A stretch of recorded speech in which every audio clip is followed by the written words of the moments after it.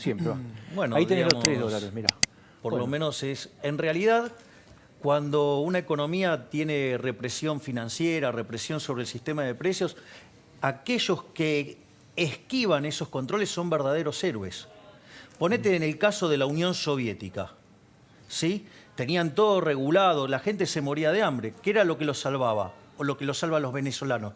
Todo lo que es lo que se llama el mercado en negro, porque es donde se pueden conseguir los productos. Es decir, el ser humano, en su instinto de supervivencia, esquiva los controles. Y si el Estado avanza en esos controles, lo único que hace es matar más gente. En este caso sería una doble violación de las normas, ¿no? Porque sería de la cuarentena y de las normas del central, ¿no? Pero, digamos, por lo menos, o sea, lográs que funcione el mercado y podés que la gente esté mejor. Y Javier, ¿cuánto se puede sostener una brecha tan grande como la que hay con el dólar oficial?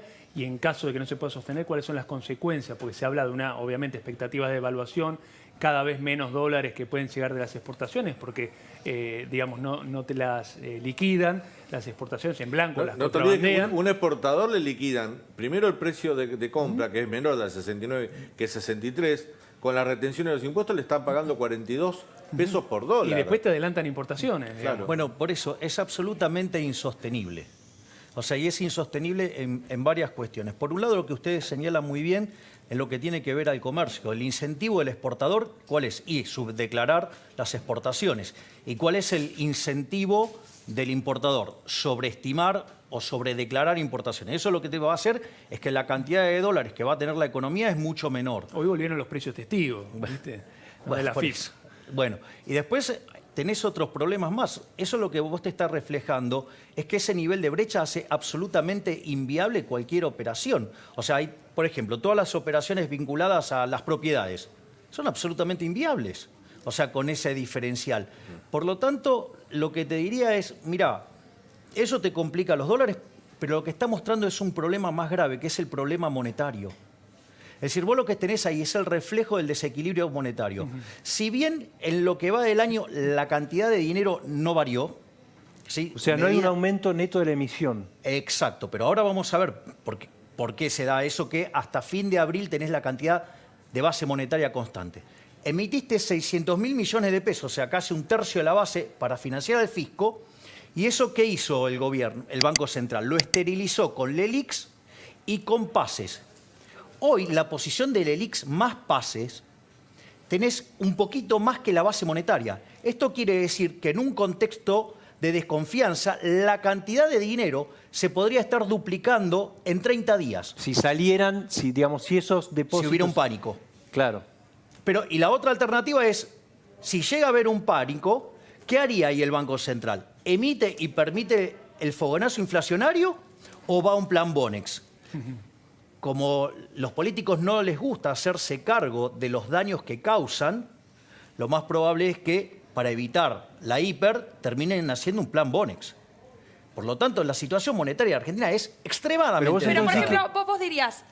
¿Cuál dirías que sería la solución? ¿Salir del cepo, que implicaría un salto, una devaluación altísima y por ende una inflación mucho mayor? O sea, ¿cuál sería tu idea? ¿Qué dirías? Bueno, Guzmán me contrata para que le aconseje. No, yo no trabajaría con el imbécil de Guzmán. Bueno, suponete que cualquier otra persona, o sea, te dicen sos ministro de Economía ahora. ¿Qué Primero dirías? me desrodeo de los orcos. De los orcos. Sí, obvio. Estás solo, digamos. te dicen todo tuyo. Bueno, a ver, lo primero que hay que entender es que el cepo es una medida inmoral. Porque ¿qué es lo que hace el cepo? El cepo, vos naturalmente querés salir de la moneda que emite el político argentino, ¿sí? Por ende no puede valer ni excremento porque esas basuras no sirven ni para abono. Entonces, ¿cómo haces para protegerte? A la luz de la historia te compras dólares. Entonces, ¿qué es lo que hacen? Quieren prohibirte la compra de dólares para castigarte con impuesto inflacionario. Es decir, un impuesto que es un robo, ¿sí? En el más sentido puro de la palabra, porque además es un impuesto no legislado. Y son 5 puntos del PBI que nos roban los políticos con impuesto Pero hoy inflacionario. salir del cepo implicaría todavía más inflación. A ver, no, es que... Porque implicaría devaluación que pasaría a precios. Pero es que es falso que las devaluaciones sean inflacionarias.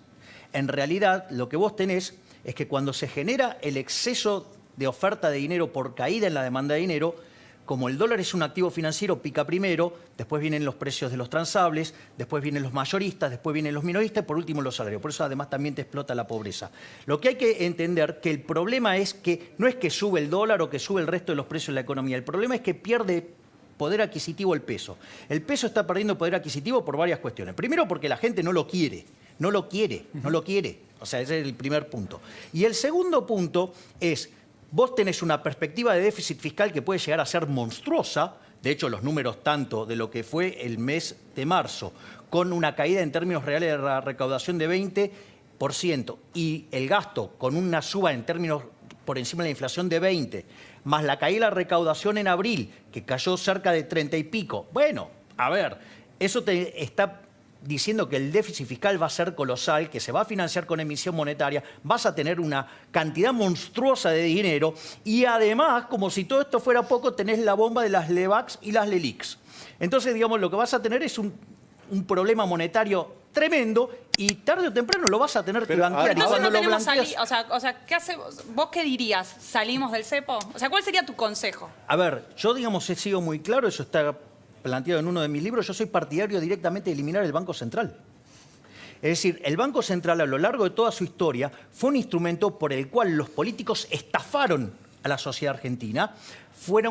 Es más, vos sabés que cada... ¿Querías volver a la caja de conversión? O sea, el modelo anterior al Banco Central. Sí, pero básicamente también modificando el sistema financiero, yendo a un sistema que se llama Banca Simon, que es un sistema anticorrida. Entonces, una vez que vos eliminás la posibilidad de corrida, porque si vos estás dolarizado, no podés emitir dólares. Entonces, ¿qué es lo que pasa?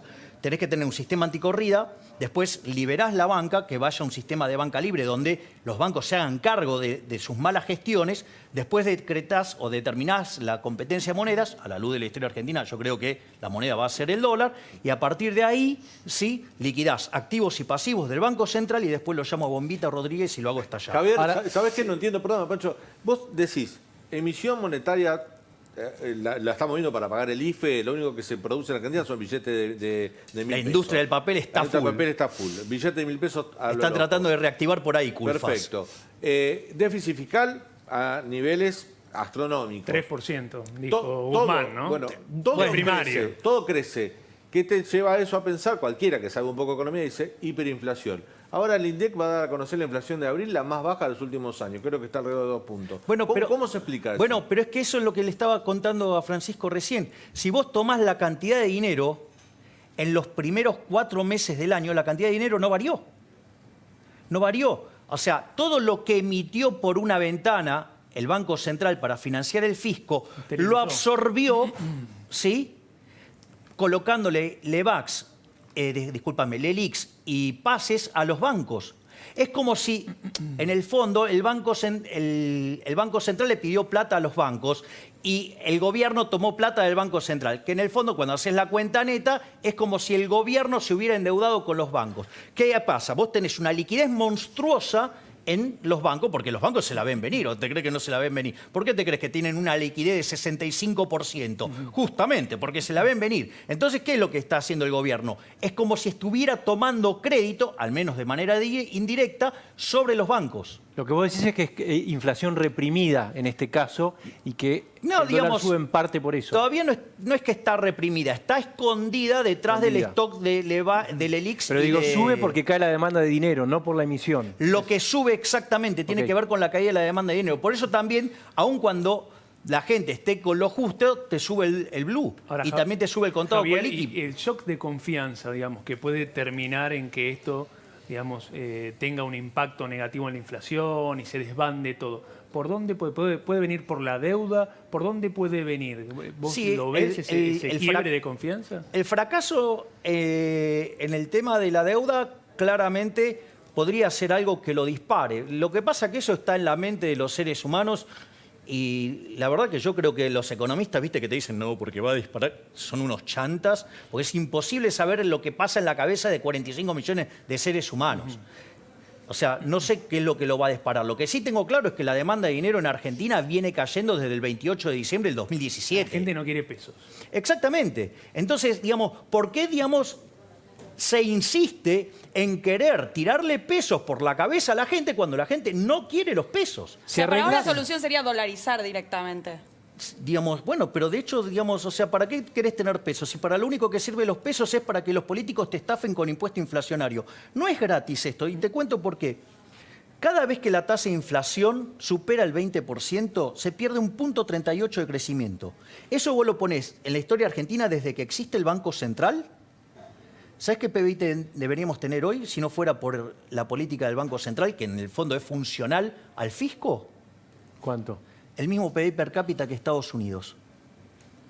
Vos decís que por el central... Pero en ese modelo hay un montón de variables que no estás teniendo en cuenta. Es como, metodológicamente es difícil hacer ese cálculo. No, bueno, digamos, bueno, digamos, es un estudio, digamos, basado en cuáles son los impactos. O sea, tenés que tener un montón de variables constantes para que eso Bueno, quede pero así. es que justamente lo que haces es dejar las otras controladas y medís el impacto de la inflación. O sea, por eso lo tomás en una regresión donde vos no solo contemplás los otros efectos, los tomás todos, los reincorporás y entonces ves cuál es el efecto neto, digo, del daño que causó el Banco Central a instancia de prestarle al fisco. ¿Hay que salir de la cuarentena?